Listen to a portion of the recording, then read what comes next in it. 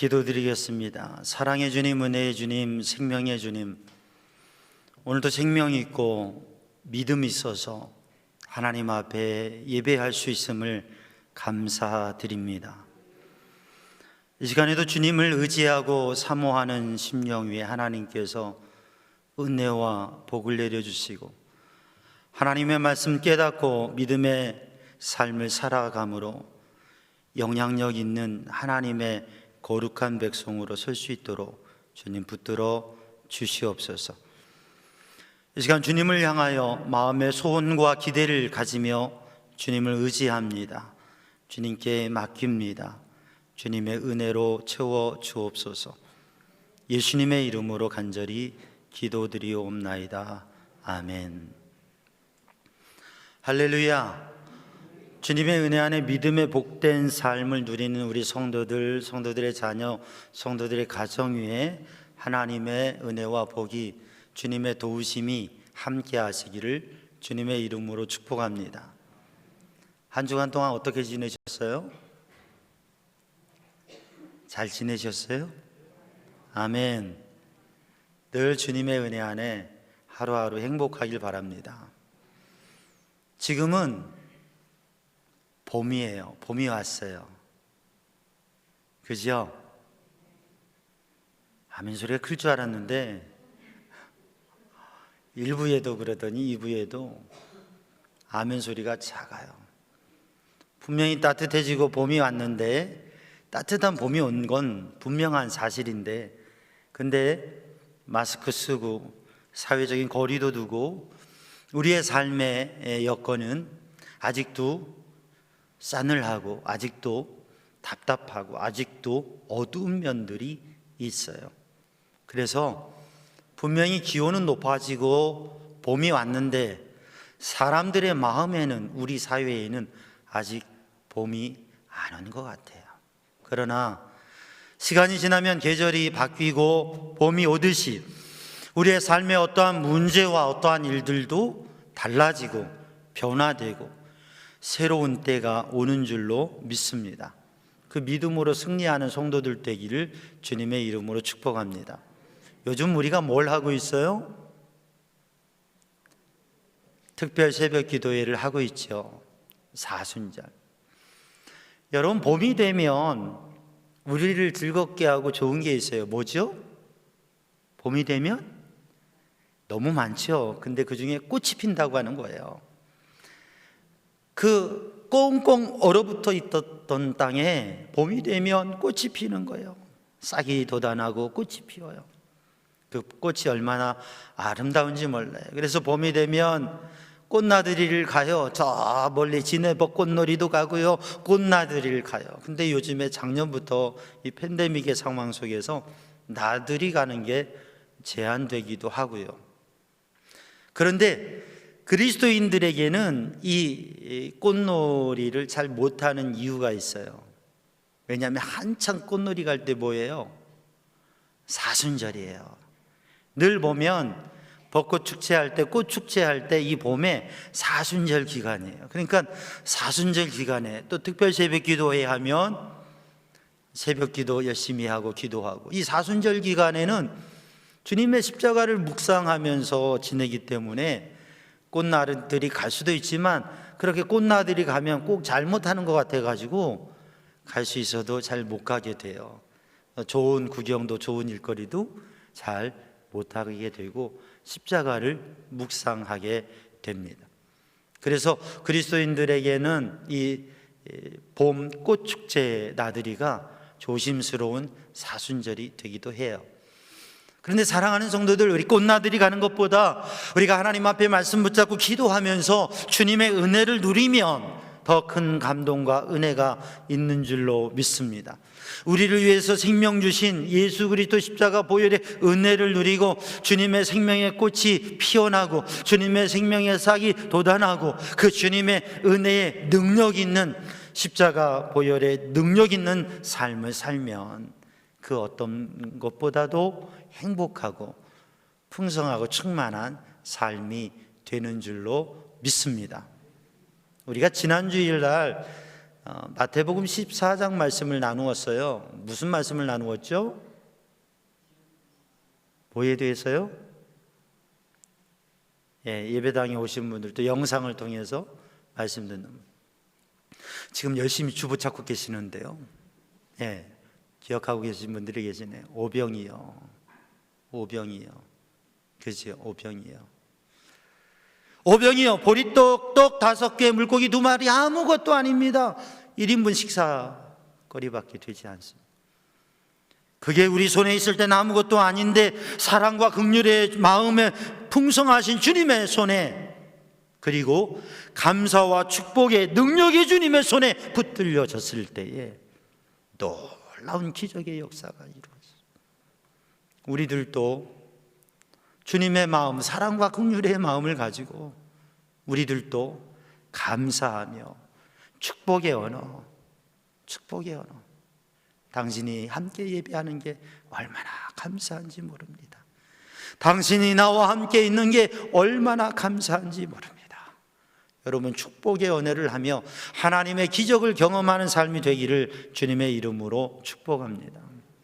우리는 말씀 한 장 한 장을 읽으며 특별 새벽 기도 한 주간 진정한 신앙이 무엇인지, 전통에 매이고 논리에 매이는 것이 아니라, 외식적인 신앙이 아니라 주님의 마음 알아 주님의 뜻대로 사는 진정한 신앙, 베드로의 신앙 고백처럼 진정한 신앙의 고백, 주님을 향한 진정한 믿음의 고백, 그리고 주님과 높은 산에 따로 올라가서 베드로, 야고보, 요한이 특별한 신앙 체험을 가진 것처럼 우리들이 신앙생활에 오면서 특별한 신앙의 체험, 이 특별 새벽 기도를 통해서 특별한 신앙의 체험을 가지고 어떠한 사명이라도 감당할 수 있는 삶,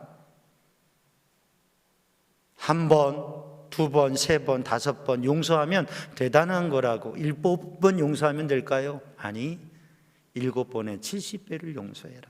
끝까지 그냥 용서하려고 작정해라.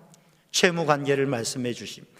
채무관계로 비유를 들어주시면서 용서할 것을 말씀해 주시고, 신앙의 믿음의 사람들이 넓은 마음을 가지고 용서하며 살아가고, 그렇게 믿음으로 살아가는 사람들에게 겉으로 봐선 대단한 것 같지만 누구에게나 한 가지 부족한 것, 아킬레스건이 있는데 대단해 보이는 사람에게도 한 가지 부족한 게 있어요.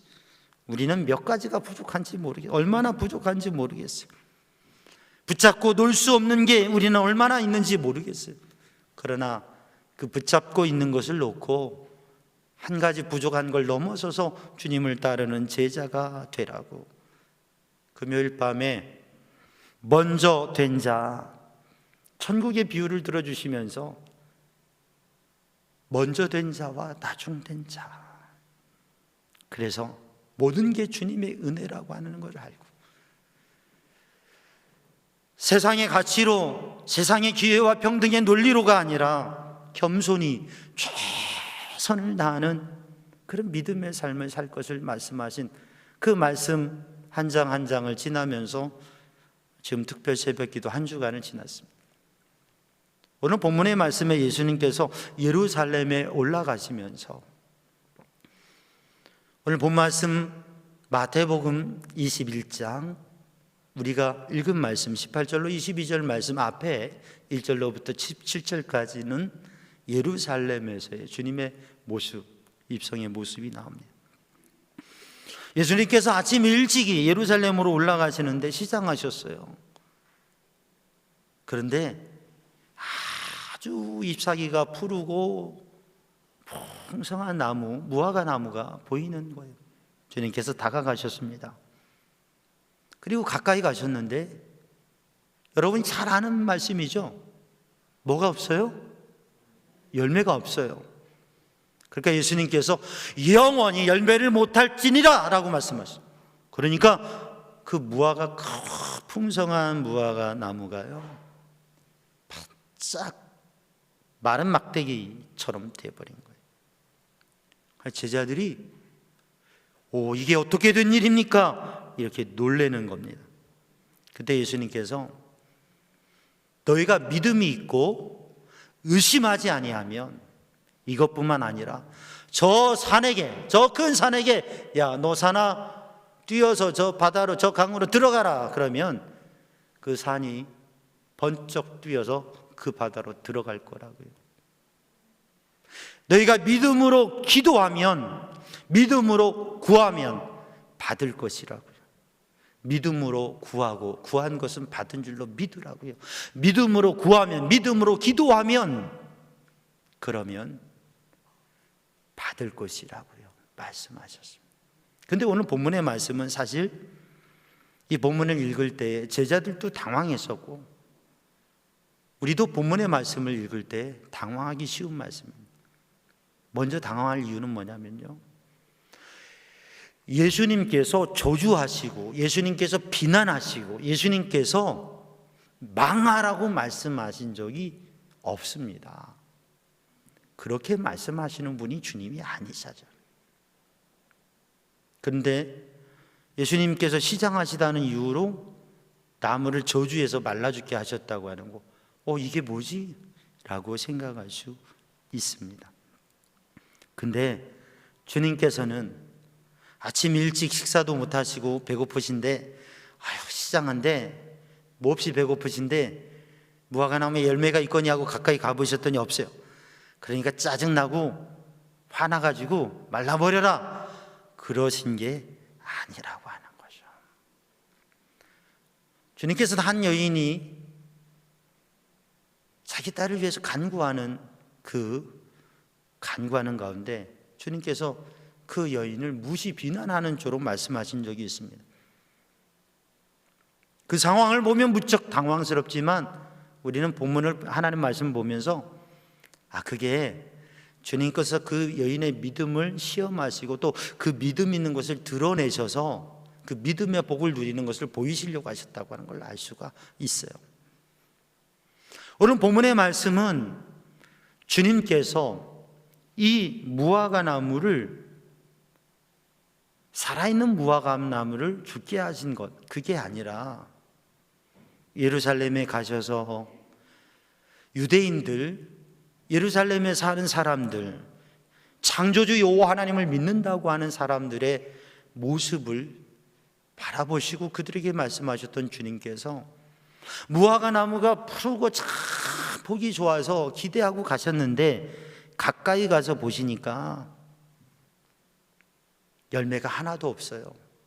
이 나무를 보시면서 주님께서 생각이 드신 게 이스라엘 백성들이 생각이 나신 거예요. 유대인들이, 예루살렘이 생각이 나신 거예요. 지금 우리로 보면 주님이 풍성한 무화과 나무를 보시면서 한국교회를 생각하시는 거예요. 삼양중앙교회를 생각하시는 거예요. 우리들 중에 우리들을 주님께서 생각하시는 것이에요. 풍성한 무화과 나무에 그 풍성한 잎이 있는데 가서 보니까 열매가 하나도 없단 말이죠. 이게 예루살렘의 모습이고 하나님을 믿는다고 하는 백성들의 모습이고 그리스도인들의 모습이라고 하는 것이에요. 그렇게 살아가면, 그렇게 살아가다 보면, 그렇게 신앙생활하면 어떻게 되느냐, 이렇게 말라 죽게 된다고 하는 것을, 이스라엘의 운명, 예루살렘의 운명, 미래, 그 모습을, 그 속모습, 그리고 앞으로의 모습을 주님께서 보여주신 것이라고 하는 거죠. 겉으로 보기에는 화려한데 풍요한데 종교적인 생활을 잘하고 있는 것 같은데 그 속에는 아무것도 없는 것이라고요. 영적인 모습은 말라있는 상태라고 하는. 결국 예루살렘은 주님이 보여주신 대로 AD 70년에 로마에 의해서 완전히 멸망하게 되고 그 성전이 무너지게 됩니다. 사랑하는 성도들, 오늘 또 우리들이 주님 앞에 진정한 믿음으로 서는 성도들이 되기를 주님의 이름으로 축복합니다. 그래서 오늘 본문은 하나님 무화과 나무에 대한 이야기로 볼 수도 있지만 여기에 신학적인 의미는 무엇이냐면 종말론적인 삶을 담아주시고 하나님의 최후 심판과 하나님의 나라에 가서 있게 될 모습을 바라보라고 하는, 하나님의 나라를, 하나님의 최후 심판과 미래를 미리 바라보고 맛보는, 그리고 하나님의 나라를 바라보며 영적인 삶을 살아가는 신앙의 마음, 그 모습을 가지라고 하는 말씀이죠. 그 삶을 어떻게 살아가느냐? 하나님의 나라 백성으로 살아가는 모습이 어떤 모습이냐? 믿음으로 구원 얻는다고 하는 것이고, 믿음으로 생각하고 믿고 의심하지 아니하고 말하면 그게 그 말이 이루어지게 되고, 믿고 의심하지 아니하고 믿음으로 기도하면 하나님께서 들어주시고 응답해 주신다고. 그래서 믿음으로 기도하세요. 우리 특별히 영적인 집중을 하는 3주 동안 특별 새벽 기도회에 믿음으로 기도하세요. 믿음이 있으니까 기도하죠. 믿지 않고 기도하나요? 아니요. 믿음에도 차이가 있습니다. 기도에도 차이가 있습니다. 똑같은 사람이지만 삶이 살아가는 삶에 차이가 있습니다. 그래서 우리는 특별히 하나님 앞에 집중하면서 믿음으로 생각하고 믿음으로 말하고 믿음으로 기도하는 성도들 되기를 주님의 이름으로 축복합니다. 오늘 본문의 말씀에 무화과 나무를 예수님께서 멀리서 바라보세요. 멀리서 바라보시니까 어때요? 아주 풍성한 무화과 나무예요. 여러분, 멀리서는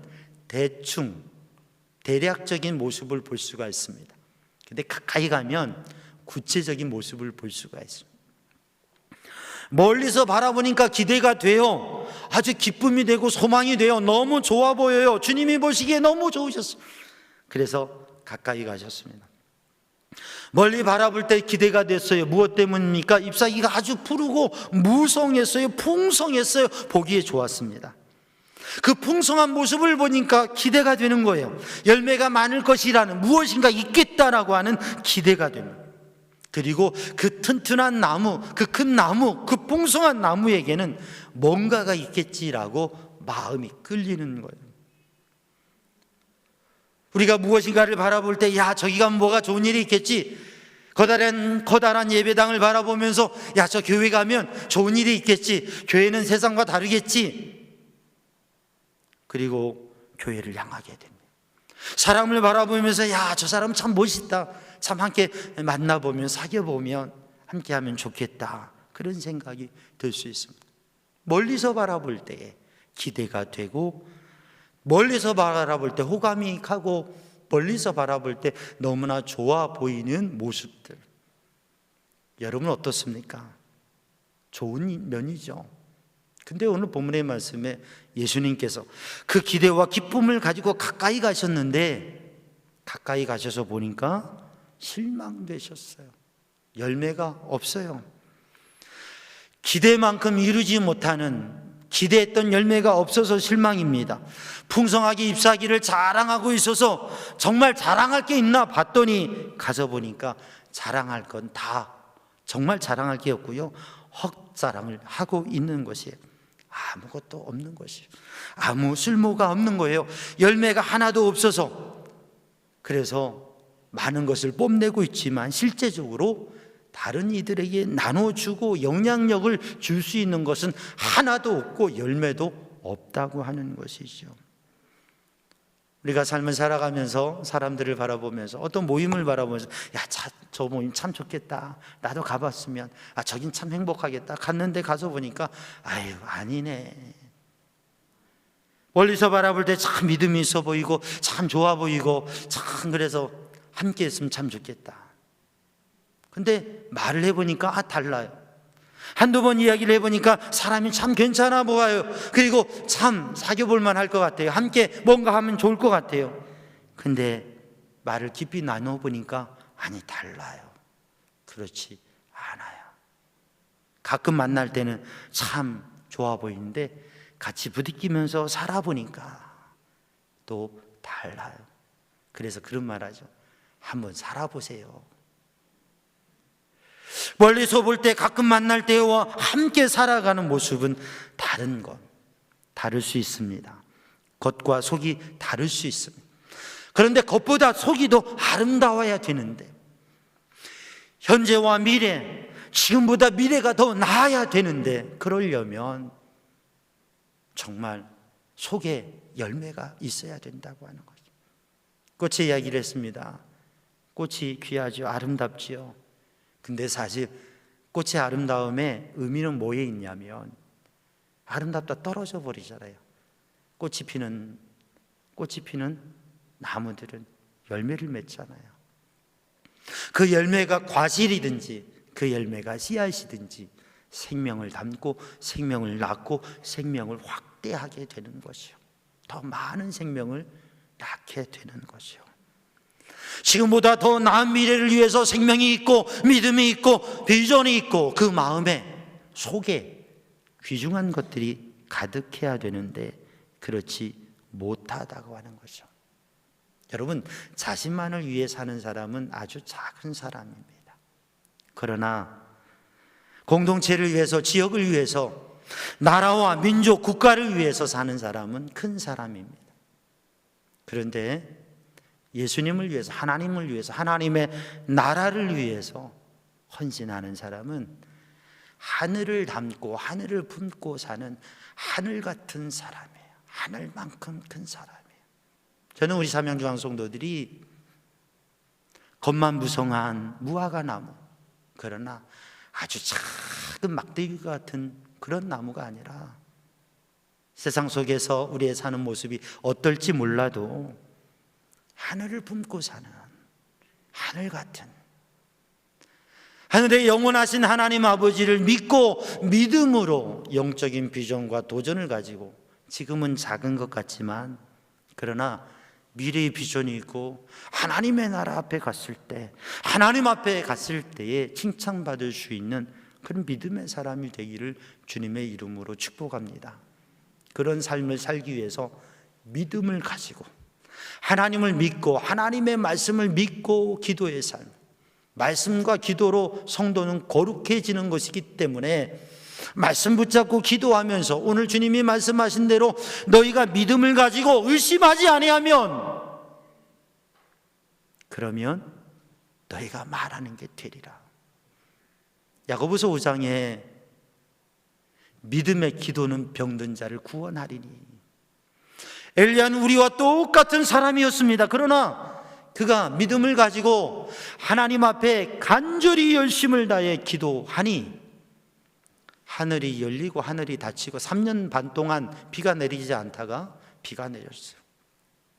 팬데믹 상황 속에서 너무나 힘들고 어려운 한계점 속에 있고 그 가운데 살아가고 있고, 마스크 착용 잘 하셔야 돼요. 거리 두기도 잘 하셔야 돼요.